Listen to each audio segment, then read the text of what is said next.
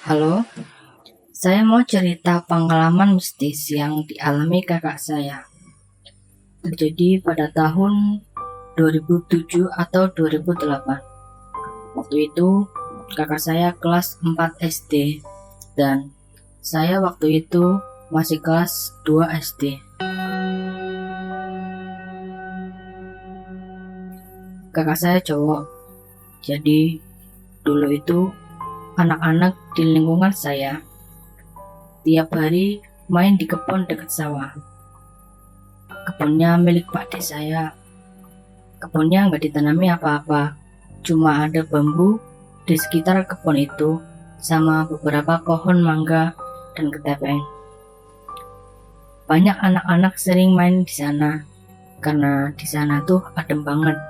Jadi tiap pulang sekolah sampai sore, saya sering diajak kakak saya main di sana, ketemu teman-temannya, entah main apa saja. Dulu kan permainan tradisional masih banyak. Nah, setelah kejadian ini terjadi, saya baru tahu kalau tiap hari kakak saya tuh main di sana. Walaupun nggak ada temennya, jadi dia sering sendirian di sana. Sampai kejadian gini, sore-sore hampir maghrib ya, kakak saya pulang ke rumah dan bilang kalau dia nggak enak badan, dan pas dicek ibu saya memang badannya agak hangat. Terus disuruh mandilah, makan terus minum obat sampai sekitar malam-malam jam 11 badan kakak saya jadi tambah panas dan menggigau gitu. Hah? Hah? Hah? Seperti orang sakit yang menggigau demam. Akhirnya dikompreslah sama ibu. Kemudian sambil ngantuk, ibu saya dengar suara seorang anak kecil bilang gini, "Di, Hadi, yuk dolan." Artinya, "Hadi, ayo main." Hadi nama kakak saya. Langsung ibu panggil bapak saya yang waktu itu lagi ngerokok di ruang tamu. Saya waktu itu masih tidur di samping kakak saya. "Pak Pak ono sing undang-undang ki sopo?" Artinya, "Pak, ada yang manggil-manggil tuh siapa?" Bapak datang dan bilang, "Gak ada yang manggil tuh." Terus bapak ikut duduk sama ibu. Beberapa menit kemudian, kedengaran lagi tuh suaranya. Suaranya berasal dari luar kamar. Langsung bapak bilang kalau ini gak benar. Soalnya pintu kan udah ditutup semua. Dan jam 11 malam, siapa sih anak yang gitu sampai tiba-tiba mereka lihat ada bayangan anak kecil lewat. Dan bapak bilang dong buat nengokin. Lalu terus bapak izin sama ibu saya buat ngelilingin rumah, buat ngecek. Bapak saya kalau ngelilingin rumah gitu suka bawa celurit atau arit buat jaga-jaga. Beberapa saat kemudian, ibu masih jagain kakak saya. Dan tiba-tiba ada sosok anak kecil mirip banget sama kakak saya. Mirip persis mukanya, kata ibu saya. Bedanya cuma dia bawa ketapel. Dia berdiri di depan tempat tidur dan bilang, "Di, yuk dolan."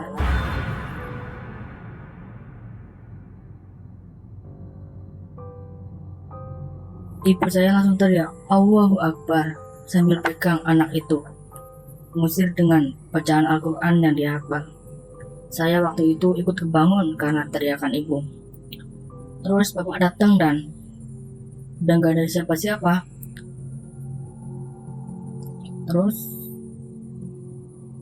kita disuruh pindah tidurnya ke depan TV. Depan TV di kasur di depan TV.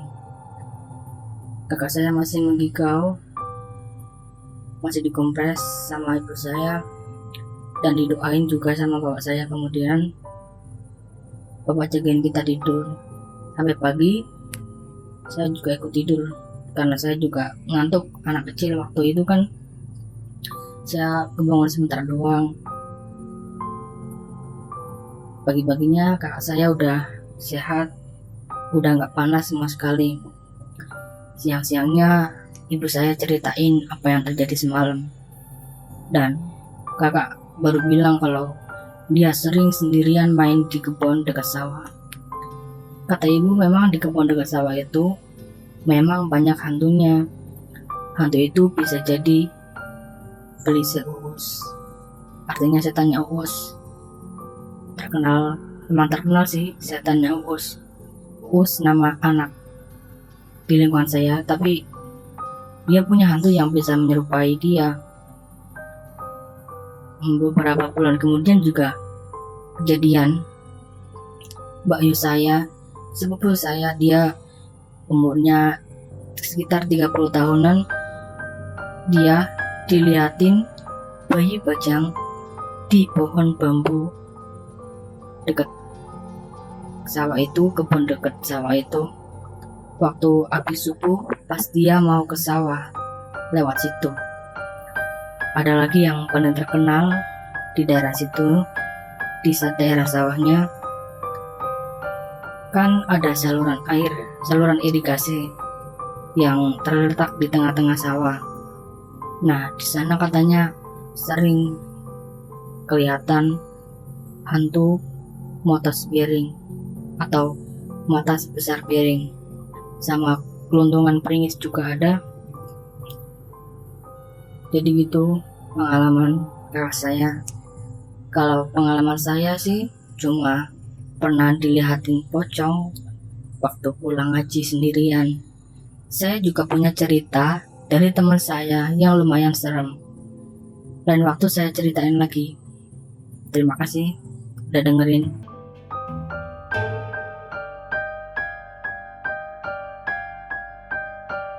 Kamu juga punya pengalaman horor? Kirim cerita kamu ke alamat berikut.